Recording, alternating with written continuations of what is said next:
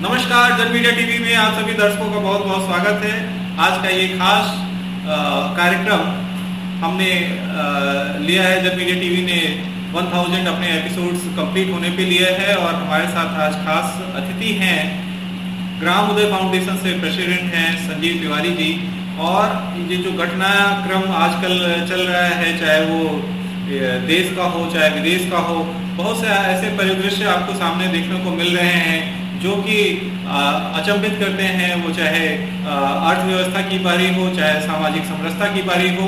आज इन्हीं सब मुद्दों के साथ हमारे साथ उपस्थित हैं और बेबाकी से अपने राय को रखने वाले संजीव तिवारी जी हमारे साथ उपस्थित हैं। हम चाहेंगे कि आप सभी उनका स्वागत करें। आपका बहुत बहुत स्वागत है संजीव जी हमारे इस खास एपिसोड में। बहुत बहुत धन्यवाद विकास जी। संजीव जी 1000वें कार्यक्रम में आमंत्रित करने के लिए, 1000वें वीडियो में आमंत्रित करने के लिए हृदय से जन मीडिया टीवी का धन्यवाद। और मैं चाहूंगा कि जन मीडिया टीवी इसी प्रकार से निरंतर आगे बढ़ते रहे। जी, हमारी कोशिश रही कि हम सत्य को हमेशा आगे रखें और जो भी मुख्य धाराएं हैं उन सभी का समाकलन जन मीडिया टीवी में हमने किया पिछले 1 वर्षों में। और यही कारण है कि लोगों ने सराहा और हमारी हिम्मत रही कि हमने अपना 1000वां वीडियो लोगों के समक्ष प्रस्तुत करने में अब सक्षम हो चुके हैं।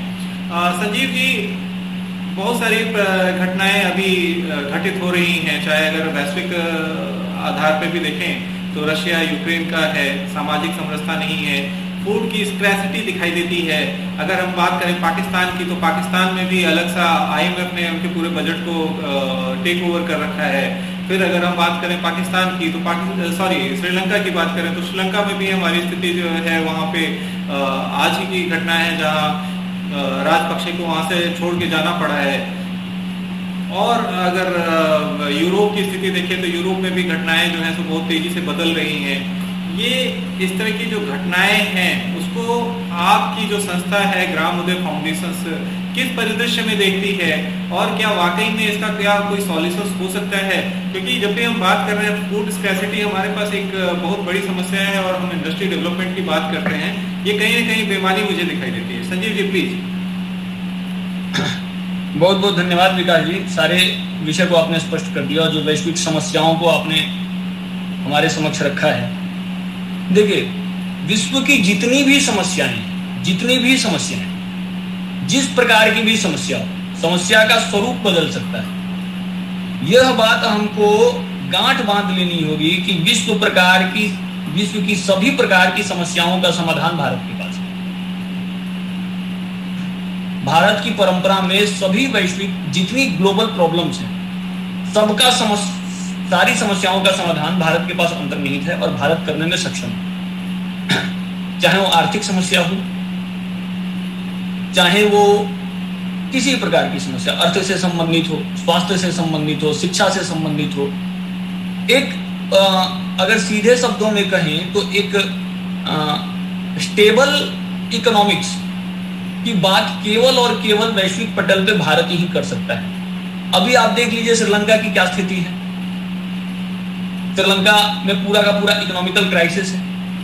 पाकिस्तान की सबसे बड़ी समस्या यहाँ पे क्या है विकास जी, कि जो डेवलपमेंट के ग्लोबल पैरामीटर्स बने हैं, सारी समस्याओं के मूल में डेवलपमेंट के ग्लोबल पैरामीटर्स। अगर डेवलपमेंट में कहूं या अगर मैं सीधे शब्दों में कहूं अगर विकास को भारत पूरे विश्व में परिभाषित करता है और उसके पैरामीटर्स को हम तय करते हैं, तो मुझे लग रहा है सारी समस्याओं का समाधान निकल सकता है। ये कैसे निकल सकता है? क्योंकि हमने देखा है कि हर जगह समस्याएं तो उठ रही हैं और भारत में भी कमोबेश हम वो समस्याओं को देखना हमने शुरू कर दिया है। जो रेट है, food pricings are increasing day by day. Petrol diesel के रेट्स बढ़ रहे हैं। रशिया का थोड़ा सपोर्ट मिला तो हम थोड़ा अपने आप को उन आसपास के जो अड़ोस पड़ोस के जो कंट्रीज हैं उनसे हम अपनी अच्छी स्थिति में तो हैं, लेकिन बहुत अच्छी स्थिति में नहीं है। कैसे देखेंगे कि मतलब भारत तो उसको कैसे कमतर आ सकता है? नहीं, आप सही कह रहे हैं, लेकिन समस्या यही आ रही है कि भारत की भी जो स्थिति है, भारत ने भी क्या किया है कि नीतिगत स्तर पे केवल और केवल उनको फॉलो करने का ही काम किया। अपनी कोई स्वतंत्र नीति हमने दी नहीं। हमारी जो स्वतंत्र नीति है उसको हमको वैश्विक पटल पे रखने की आवश्यकता थी, लेकिन हमारी जो स्थितियां बिगड़ी हैं उसका मूल कारण यही है कि कुल मिला के हमने भी उन्हीं की पॉलिसीज को भारत में इंप्लीमेंट और एग्जीक्यूट करने का काम किया है। चाहे आप शिक्षा के स्तर पे देख लें, स्वास्थ्य के स्तर पे। ग्रीन रेवोल्यूशन अगर भारत में आता है तो वो लोग बोलते हैं हम यहाँ पे इंप्लीमेंट कर देते हैं, व्हाइट रेवोल्यूशन आता है वो बोलते हैं हम यहाँ पे इंप्लीमेंट कर देते हैं। भारत के गांव के घर कैसे होंगे ये भी वो लोग तय करते हैं। मतलब सारी पॉलिसीज वहीं से एग्जीक्यूट हो रही हैं, पॉलिसीज वहीं पे सारी बनाई जा रही हैं, हम केवल एग्जीक्यूटर की भूमिका में। जब तक हम स्वयं नीतियों को वैश्विक स्तर पे नहीं रखेंगे कि भारत की ये पॉलिसीज हैं और ये विचार हैं, तब तक समस्या का समाधान कहां से निकलेगा। यूरोपियन थॉट ऑफ प्रोसेस से ही भारत चल रहा है लंबे समय से। आप पूरी शिक्षा पद्धति उठा के देख लीजिए, आप पहली से लेके छठी से लेके 12वीं तक की एनसीईआरटी की बुक्स देख लीजिए, वो ऐसे डिजाइन हुआ है, सारा सिलेबस ऐसे स्ट्रक्चर्ड हुआ है कि हम वही चीजें पढ़ रहे हैं, उनकी दृष्टि से भारत को देख रहे हैं। समस्या यहाँ है। अच्छा, तो आप अगर हम मतलब कहें कि भारत की अपनी नीति होनी चाहिए तो उसका केंद्र बिंदु क्या होना चाहिए, क्या समाधान हमें दिखाई देता है और उसका नीतियों का निर्धारण किस स्तर पे होना चाहिए? उसके केंद्र में सबसे सर्वप्रथम तो धर्म होगा। धर्म अर्थात मैं प्रकृति की बात कर रहा हूं, यहाँ पे धर्म कोई रिलीजन नहीं है, मजहब नहीं है। केंद्र में धर्म, और धर्म का अर्थ प्रकृति। प्रकृति को ध्यान में रखते हुए, प्रकृति सम्मत विषयों को ध्यान में रखते हुए आपको नीति बनानी पड़ेगी। मैं एक छोटे से उदाहरण से आपको बताता हूं जी। आप जब छठी की एनसीईआरटी पढ़ते हैं, मैं छोटे से उदाहरण से बताता हूं, हमारे बच्चे जब एनसीईआरटी पढ़ते हैं तो छठी की एनसीईआरटी में ये बात बताई जाती है कि भारत में बालक और बालिकाओं में के मध्य भेद किया जाता है, डिस्क्रिमिनेशन। एक चैप्टर है छठी की एनसीईआरटी, 7वीं की एनसीईआरटी में संभवतः होगा, जिसका नाम ही है डिस्क्रिमिनेशन। अच्छा, तो आपने यहाँ के कल्चर को समझा नहीं, आपने यहाँ की संस्कृति को समझा नहीं, और तुरंत ही आपने यहाँ के मानस में बात बिठा दिया कि लाखों वर्षों से यहाँ पे डिस्क्रिमिनेशन हो रहा है। मेरे कहने का भाव क्या है कि जब तक यहाँ के धर्म के स्वरूप को, यहाँ के प्रकृति के स्वरूप को समझ के एक नीतियां नहीं बनेगी, तब तक समाधान निकलने वाला नहीं। जी, आप के कई इसमें जो कार्यक्रम हैं जो ग्राम उदय फाउंडेशन द्वारा प्रकल्पित चलाए जा रहे हैं, उनमें मुख्यतः किस तरह से आप उनका संक्षिप्त परिचय आपसे मैं चाहूँगा कि कौन कौन से ऐसे कार्यक्रम हैं जिनको आप थोड़ा और क्रियान्वित करना चाह रहे हैं और हमारे दर्शकों को समझाना चाहेंगे कि इन कार्यक्रमों से देश की गति जो है सो और अच्छी तरीके से निर्धारित हो। हमारे जितने भी प्रकल्प हैं विकास जी, हमारे जितने भी प्रकल्प हैं सब ग्राम केंद्रित और प्रकृति केंद्रित। ग्राम से भिन्न हमारा कोई भी प्रकल्प नहीं है। सर्वप्रथम जैसे ही आप पहला प्रकल्प देखते हैं तो आपको ध्यान में आता है कि संस्कार केंद्र। हम झारखंड में और दिल्ली में हमारे संस्कार केंद्र चल रहे हैं। संस्कार केंद्र का सीधा अभिप्राय यह है कि हम छोटे छोटे बच्चों को, जो पहली से छठी तक के बच्चे हैं या 12 वर्ष की आयु तक के बच्चे हैं, हम उनको संस्कारित करते हैं, अच्छी अच्छी शिक्षा देते हैं। संस्कार युक्त शिक्षा, संस्कार युक्त शिक्षा का हमारा प्रकल्प चलता है। उसमें बच्चों को संस्कार दिया जाता है। स्वाभाविक सा पक्ष है कि संस्कार होगा तो प्रश्न ही नहीं उठता है, क्योंकि लूट, चोरी, बलात्कार जितनी घटनाएं हैं वह सब संस्कार विहीन शिक्षा के कारण ही है। आप शिक्षा को संस्कार से युक्त कर दीजिए, भारत पुनः वैसा ही हो जाएगा जैसा लाखों वर्ष पहले था और आदि अनादि काल से भारत आपको दिखता था। केवल और केवल संस्कार,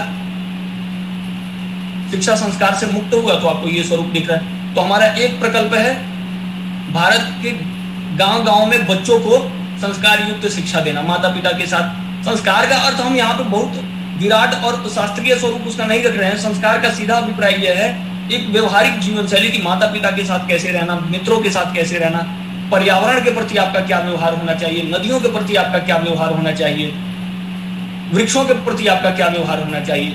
तो जो एक व्यवहार है, जो आदर्श व्यवहार है, हमने उसी को संस्कार कहा।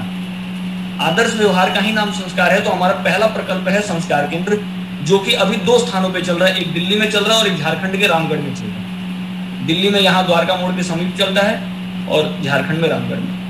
फिर हमारा दूसरा प्रोजेक्ट है बाढ़ मुक्त भारत, सूखा मुक्त भारत, जल समस्या मुक्त भारत, जो बहुत बड़े वैज्ञानिक हैं, श्याम सुंदर राठी जी, उनके मार्गदर्शन में चलता है।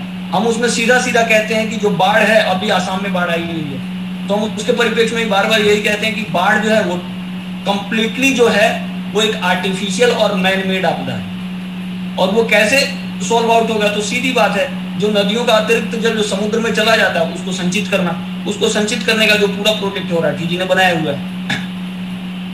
ऐसे ही आपका तीसरा प्रोजेक्ट है कि भारतीय भाषाओं को वैश्विक स्तर पर स्थापित करना। आज आप देख लीजिए कि अगर हम हिंदी की बात करते हैं तो हमको बहुत ही वैश्विक स्तर पर निम्न भावना से देखा जाता है। बार बार ये कह दिया जाता है कि हिंदी तो स्थापित हो ही नहीं सकती, किसी भी स्थिति में हिंदी स्थापित नहीं हो सकती। तो जब वैश्विक स्तर पर अंग्रेजी स्थापित हो सकती है तो हिंदी क्यों नहीं? और जब हिंदी स्थापित हो सकती है तो हमारी भोजपुरी क्यों नहीं, मिथिला क्यों नहीं, तमिल क्यों नहीं, तेलुगु क्यों नहीं, कन्नड़ क्यों नहीं, बंगाली क्यों नहीं, मराठी क्यों नहीं? तो इन सारी भाषाओं को वैश्विक स्तर पे कैसे स्थापित करना, इस पे भी ग्रामोदय काम करता है। रामास्वामी अय्यर जी इस पे काम करते हैं जी। फिर हमारा एक प्रकल्प है सूर्या भारती पुस्तक, जो उसमें नीचे लिखा होगा, आपने देखा होगा। सूर्या भारती का अर्थ एक कक्षा एक पुस्तक, एक ही कक्षा में एक कक्षा की एक ही पुस्तक है, उसमें सारे विषय उसी में सम्मिलित है। अच्छा, वो हम बच्चों को देते हैं। एक कक्षा की एक ही पुस्तक, पहली से लेकर छठी तक, पहली की एक ही पुस्तक, दूसरी की एक ही।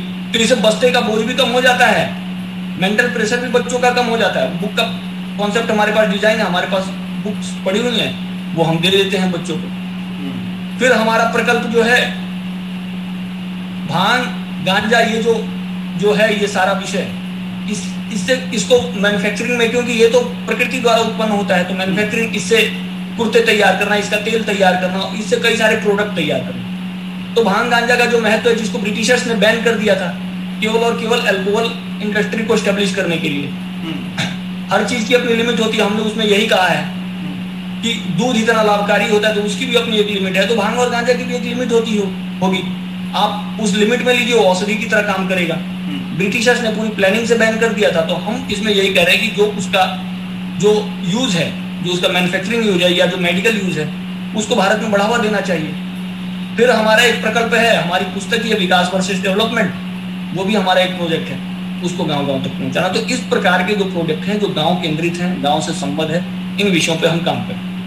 जी, संजीव जी, आपने जैसे ग्रामोदय फाउंडेशन के कई प्रकल्प बताए और प्रकल्पों के साथ आपने भांग और गांजा और अल्कोहल के विषय में भी थोड़ा सा आपने चर्चा किया कि आप उसके महत्व को समझाते हैं, और थोड़ा सा ये क्लिष्ट लगता है क्योंकि आज के डेट में जैसे हिंदी को एक तरह से दोयम दर्जे में आंका जाता है, वैसे ही अल्कोहल को तो अच्छे दर्जे में आंका जाता है, लेकिन भांग और गांजा को दोयम दर्जे में ही आंका जाता है कि भैया तुम भंगेड़ी हो, नशेड़ी हो। लेकिन हाँ, अल्कोहल पीने के लिए सभी उत्सुक दिखाई देते हैं। आप किसी धर्म विशेष स्थान पे भी जाएंगे, अगर वो हरिद्वार भी जा रहे हैं, स्नान करने भी जा रहे हैं, पिकनिक स्पॉट बना के वो अल्कोहल भी लेना शुरू कर देते हैं। ये थोड़ा सा और समझाने की कोशिश मैं आपसे चाहूँगा कि हमारे व्यूअर्स इसको समझ सके कि इसमें जो मेडिसिन और जो फायदे वाली चीज़ें हैं वो कैसे और क्या चीज़ें आ सकते हैं। मैं आपको इसको थोड़ा संक्षिप्त में समझाने का प्रयास करूंगा। जब भारत परतंत्र था, ब्रिटिशर्स के अधीन था, तो ब्रिटिशर्स ने एक रिपोर्ट बनाई थी जिसका नाम था ब्रिटिश हेम्प कमीशन रिपोर्ट। आप इसके बारे में शोध कर सकते हैं। ब्रिटिश हेम्प कमीशन रिपोर्ट में क्या था? सर्वप्रथम तो ये समझिए कि जो पूरी चिकित्सा पद्धति एलोपैथी है, एलोपैथी हम सब इसके बारे में जानते हैं। इसमें एलो क्या है? What is allo? एलोपैथी में एलो क्या है? तो एलो का सीधा सीधा अर्थ होता है अल्कोहल। अच्छा, जो उसमें बाइंडर का काम करता है। बिना अल्कोहल के कोई भी एलोपैथिक मेडिसिन बन ही नहीं सकती। ठीक, हर एलोपैथिक मेडिसिन में अल्कोहल होगा ही होगा, चाहे उसका कंटेंट कम हो या ज्यादा हो, अल्कोहल का रहना ही रहना है। और अल्कोहल का सीधा मतलब होता है एक प्रकार का नशा और आर्टिफिशियल नशा, जिसको कह सकते हैं कृत्रिम नशा, इंजेक्ट करना। बाइंडर तो होता है लेकिन वो नशा से युक्त कर देता है। अब इसमें समझने का विषय यह है कि जितनी भी चिकित्सा पद्धति होगी, हर चिकित्सा पद्धति में बाइंडर होगा ही होगा। बिना बाइंडर के कोई भी चिकित्सा पद्धति काम ही नहीं कर सकती, चाहे वो अल्कोहल हो, चाहे वो एलोपैथी हो, चाहे वो होम्योपैथी हो, चाहे वो आयुर्वेद हो, चाहे वो यूनानी पद्धति हो, कोई भी चिकित्सा पद्धति होगी उसमें बाइंडर अवश्य होगा। तो सर्वप्रथम यह विचार किया जाता है, जब एलोपैथी जैसा जो इतना छोटा सेक्ट है, एलोपैथी बहुत ही छोटा सेक्ट है, जब इसमें अल्कोहल बाइंडर है तो हमारा जो आयुर्वेद जो इतना विराट जो चिकित्सा पद्धति है उसमें बाइंडर क्या रहा होगा। बिना बाइंडर के तो स्वाभाविक सा तथ्य है, ये वैज्ञानिक तथ्य है कि बिना बाइंडर के कोई चिकित्सा पद्धति काम कर ही नहीं सकती है। तो आयुर्वेद में जो बाइंडर होता है वो बाइंडर होता है भांग और गांजा जैसे जो तत्व होते हैं जो प्रकृति द्वारा प्राप्त होते हैं, ये बाइंडर की भूमिका में होते हैं। अब बाइंडर का काम क्या होता है यह भी समझने का विषय है। बाइंडर आपकी या किसी भी सामान्य व्यक्ति की एलोपैथी में आस्था इसीलिए है कि एलोपैथी त्वरित उपचार करता है। मुख्य कारण यही है। अगर एलोपैथी त्वरित उपचार ना करे तो मुझे लगता है कि एक मास वर्ग आयुर्वेद की तरफ आ सकता है। लेकिन यही एक तर्क एलोपैथी के पक्ष में गढ़ा जाता है कि एलोपैथी त्वरित उपचार करता है। तो अगर बाइंडर होगा, एलोपैथी त्वरित उपचार ड्यू टू बाइंडर करता है। अगर अल्कोहल आप उसमें से हटा देंगे तो एलोपैथी भी इतनी जल्दी उपचार नहीं कर पाएगा, वो ओनली ड्यू टू बाइंडर। क्योंकि जो अल्कोहल होता है वो सीधा जाके ब्रेन पे अटैक करता है और ब्रेन के सेंसेशन को उस प्रकार से वो एक सिस्टम तैयार कर देता है कि एलोपैथी त्वरित उपचार करता है। तो हमारे यहाँ जो त्वरित उपचार करने के लिए जो बाइंडर था वो भांग और गांजा था। जब आप आयुर्वेद में से भांग और गांजा को निकाल देंगे तो स्वाभाविक सी बात है कि आयुर्वेद बहुत ही एक समय सीमा उसकी बढ़ जाएगी उपचार करने की और बहुत ही लेट उपचार करेगा। तो इसीलिए बड़ी प्लानिंग से ब्रिटिशर्स ने अपनी अल्कोहल इंडस्ट्री को स्टेब्लिश करने के लिए भांग और गांजा के प्रति दुष्प्रचार फैलाया और भांग और गांजा को ब्रिटिश हेम्प कमीशन रिपोर्ट बनाई और उन्होंने पूरा, आप देखिए उससे पहले कहां प्रतिबंधित था, लॉ के थ्रू ये प्रतिबंधित हुआ, ये तो फैक्ट है, इसको तो आप डिनाई नहीं कर सकते। तो जब उन्होंने प्रतिबंधित किया तो उसके कारणों को भी समझिए। तो उसके कारण साफ साफ समझ में यही आते हैं। जब आपको अगर नशे के आधार पर ही बैन करना था तो आपने अल्कोहल को बैन क्यों नहीं किया।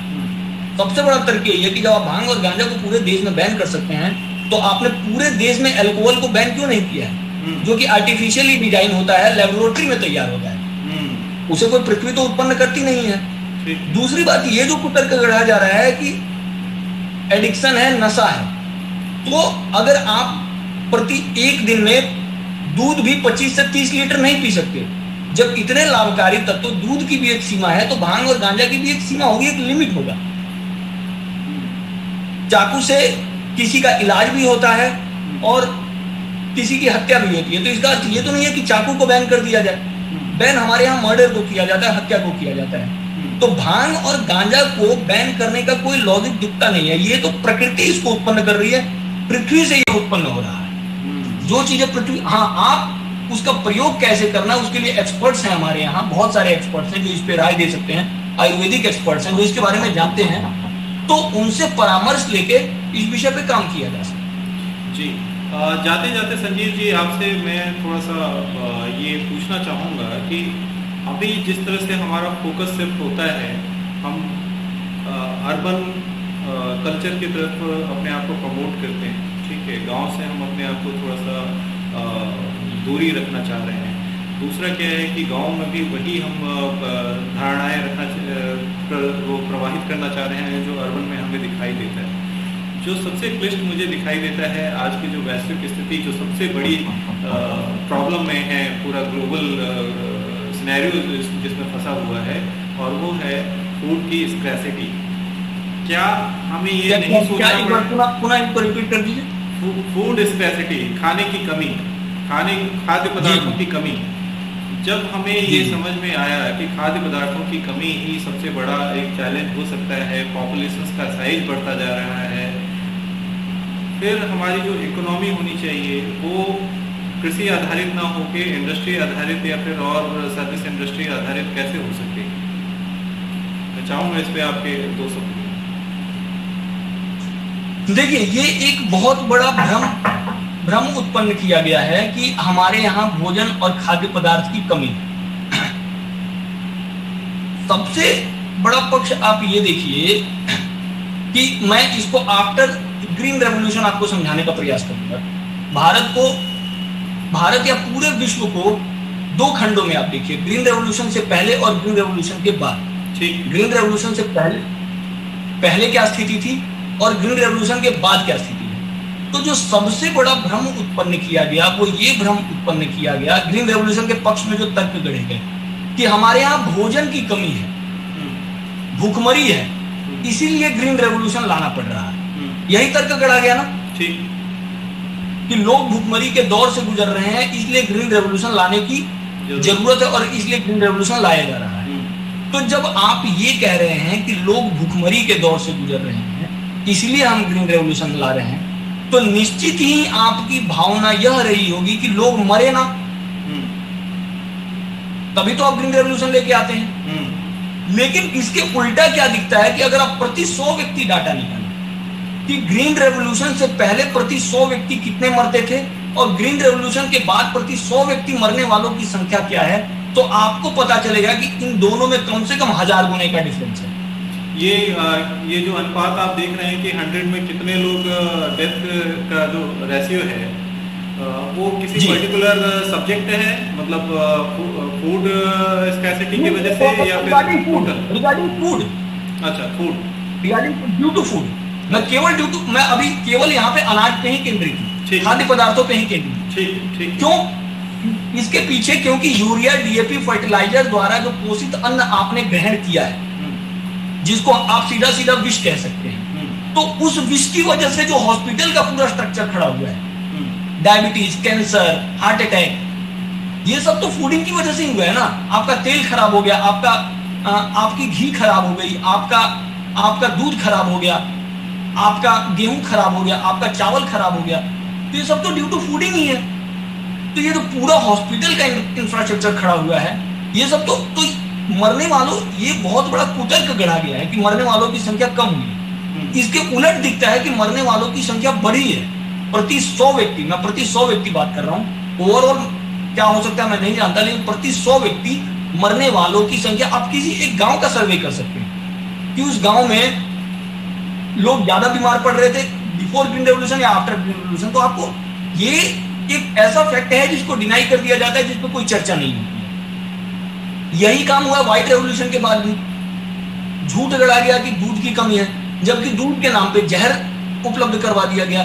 तो क्या है कि कुतर्क गढ़ा जा रहा है। दूसरी बात, अगर मान लिया कि भोजन की कमी भी थी, भोजन की अगर कमी भी थी, तो प्रकृति का काम होता है जनसंख्या को नियंत्रित करना।